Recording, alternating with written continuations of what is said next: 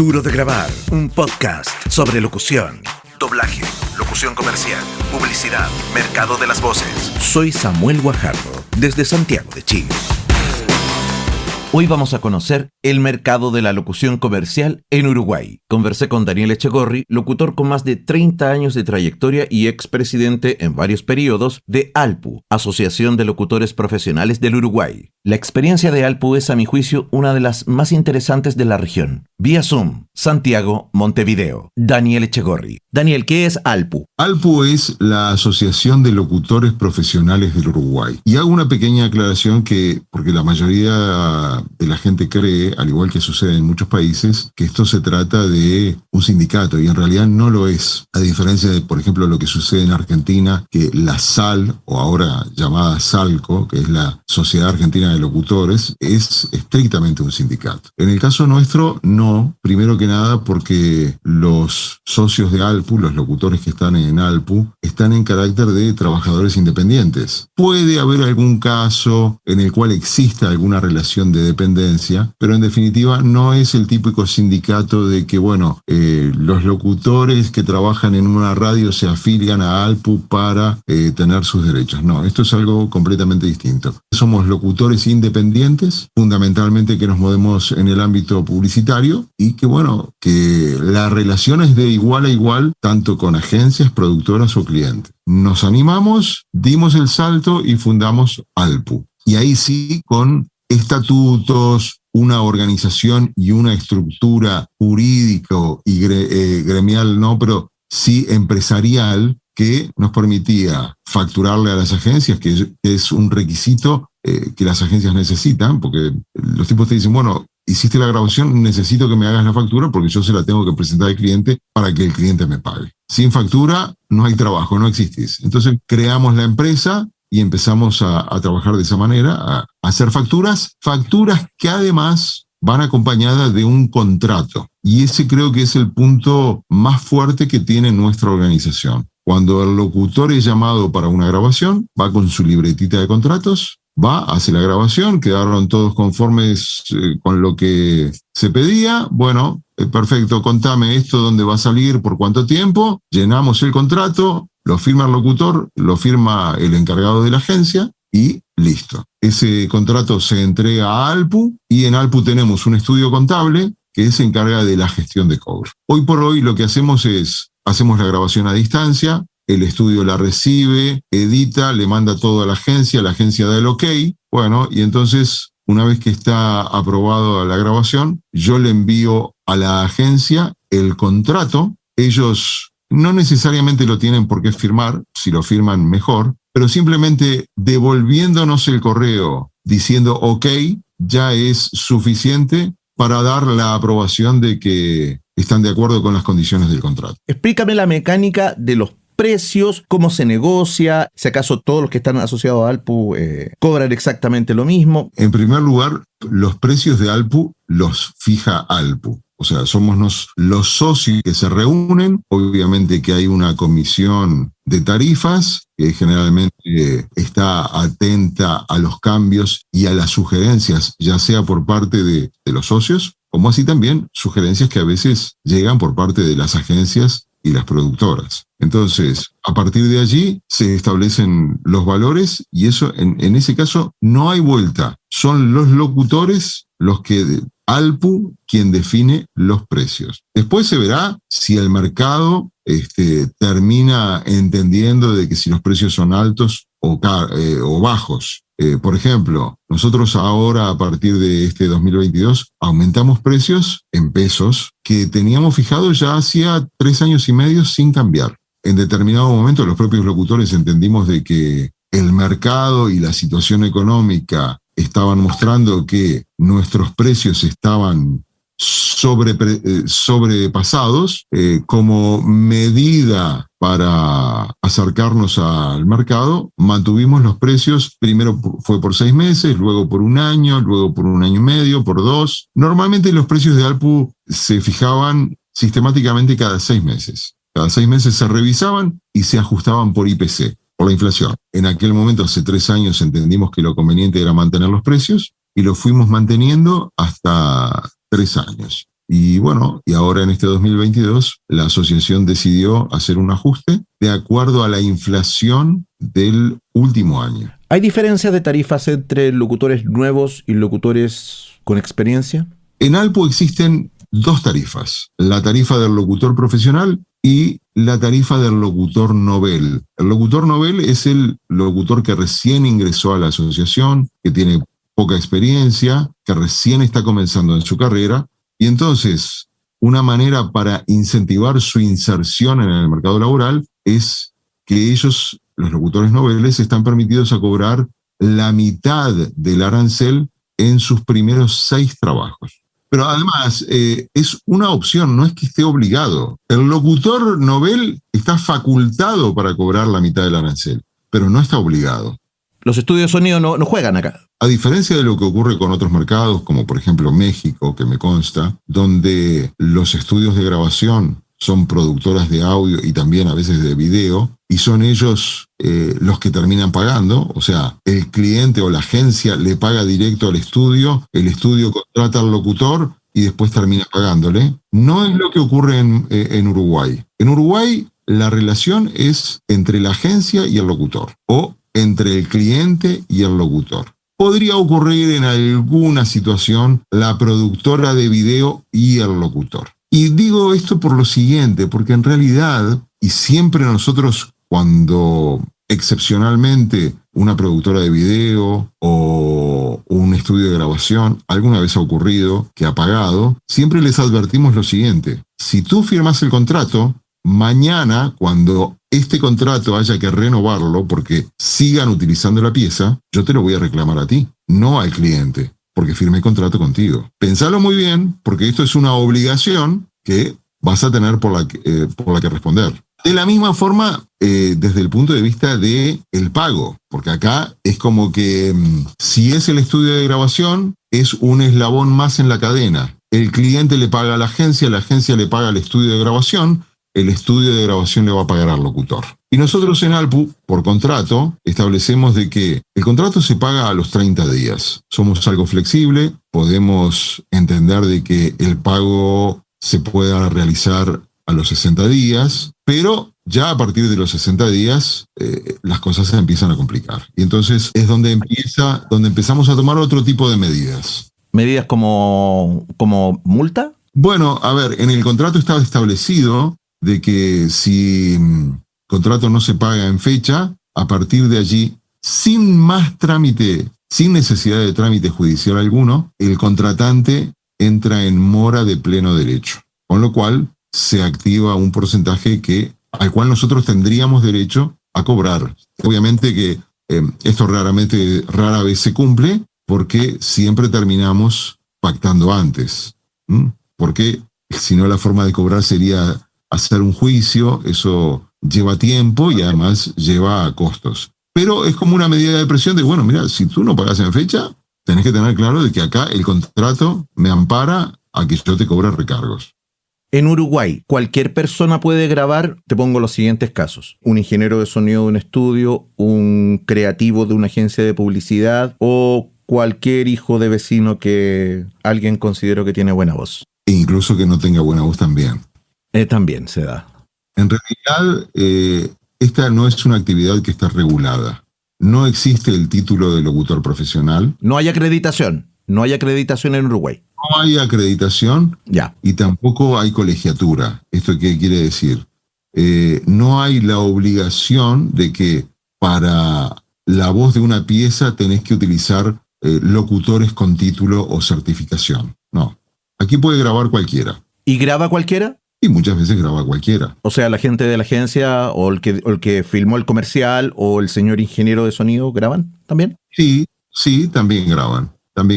Lo que sucede es que muchas veces, por el propio sistema en el cual la agencia o el cliente necesitan una factura, muchas veces pasa esto. El productor de una agencia tiene un amigo que tiene linda voz o una amiga. Che, escuchame, vení, te voy a llamar, a ver, vamos a probar en esta pieza. Uh-huh. Graba la pieza, el cliente la prueba y la propia agencia le dice, bueno, escúchame, está aprobado, necesito que me lo factures.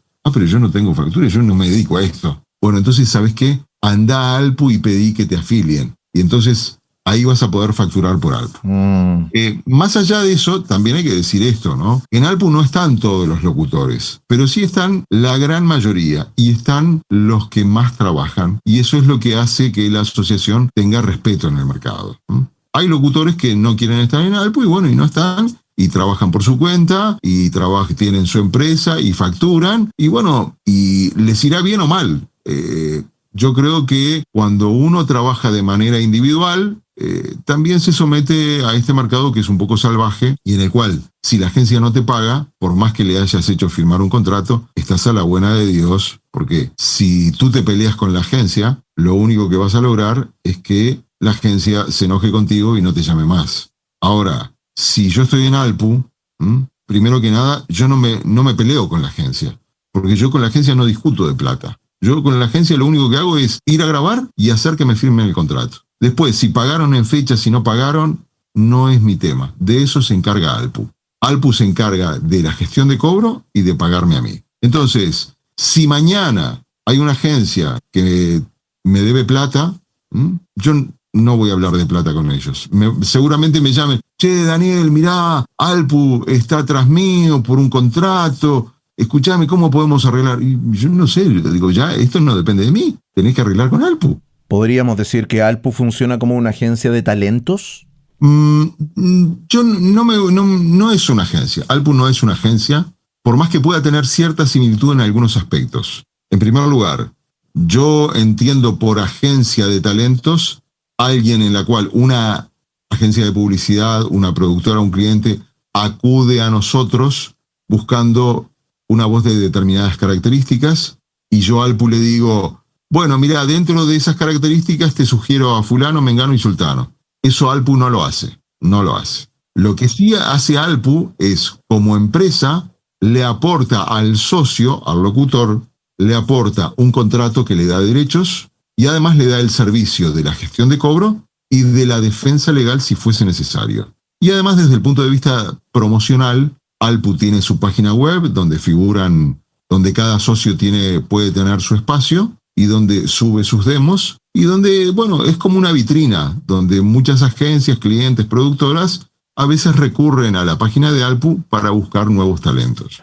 O sea, Daniel, no existe la figura de la gente que promociona a un grupo de talentos o a un talento en particular. No. Aquí en Uruguay no existe como tal. ¿El contrato de Alpu qué dice respecto del uso y explotación de la voz? El contrato de Alpu es bien claro. La voz es del locutor. Lo único que tú estás comprando, en realidad, es un alquiler de la voz. El contrato dice específicamente que se te da derecho a ti, se te cede la voz para usarla en determinados medios, radio, televisión, internet, o por ejemplo, altoparlantes, lo que fuese, y por determinado tiempo. O sea, por ejemplo, contrato a Daniel para esta pieza, pongamos un ejemplo, McDonald's, por decir algo, ¿no? Contrato a Daniel para usar su voz en esta pieza de McDonald's, en el medio radio y por el lapso de 3 meses. Ok, y terminó allí. Si el cliente, la agencia, quieren utilizar excedido ese plazo o utilizarlo en otros medios que no era el pactado, ahí tienen que pagar, primero que nada tienen que firmar otro contrato. Cuando la campaña es compleja, ¿quién negocia? No negocia el locutor, negocia Alpu. A ver, la situación ideal, y al menos cuando yo fui presidente, siempre le hemos sugerido a los locutores que cuando hay cosas que se salen del tarifario habitual, lo ideal es, incluso también se lo decimos a las agencias, lo ideal es que acudan a Alpu. Por 2 razones. En primer lugar, porque los locutores saben de locución, no necesariamente saben negociar. Y además hay otra cosa. A veces las personas, no todo el mundo, pero hay mucha gente que negocia según cómo le apriete el bolsillo. Exacto. Si en este momento necesito plata porque, mirá, tengo que pagar las cuentas. Acepto lo que sea. Acepto lo que sea. Le estás haciendo un pésimo favor a los que están al lado, a tus colegas. Bueno, exacto. En primer lugar, para ti mismo estás generando un antecedente de que le estás diciendo al mercado que contigo se puede negociar y que tú estás dispuesto a bajar mucho del precio. Y en segundo lugar, estás haciendo una competencia desleal contra tus propios compañeros socios de Alpu. Porque puede haber ocurrido que eso que hoy te están ofreciendo a vos en 10, anteriormente se lo habían ofrecido a otro colega, también 10, y él dijo, no, pero 10 no, porque la tarifa dice 15. La tarifa dice 15, yo cobro 15. Y resulta que acudieron a otro y le ofrecieron 10 y aceptó 10. Entonces, es una competencia desleal. Eso debe pasar principalmente con la gente que no está en Alpu, me imagino. Bueno, a ver, que ocurra con alguien que no está en Alpu es entendible y es algo que nosotros no podemos dominar y cada uno está en su libertad de cobrar lo que quiera. Pero si estás en Alpu, se supone que estás en Alpu, entre otras cosas, porque querés cobrar el precio que cobra Alpu. Porque el precio que cobra Alpu no es algo que se juntaron 3 señores y se reunieron y pusieron este precio. Se supone que el precio que fija Alpu es el precio que surge a partir de un relevamiento entre los socios. Porque las tarifas, cada vez que se modifican, se aprueban en asamblea. Entonces, si tú no estás de acuerdo, si sos socio y las tarifas de Alpu te parecen caras, bueno, quizás lo lógico sería 2 opciones. O irte de Alpu y cobrar lo que vos quieras, o involucrarte más para que en la próxima fijación de precios puedas hacerle entender a la asociación o a la comisión de tarifas de que, che, mirá, este precio es muy caro.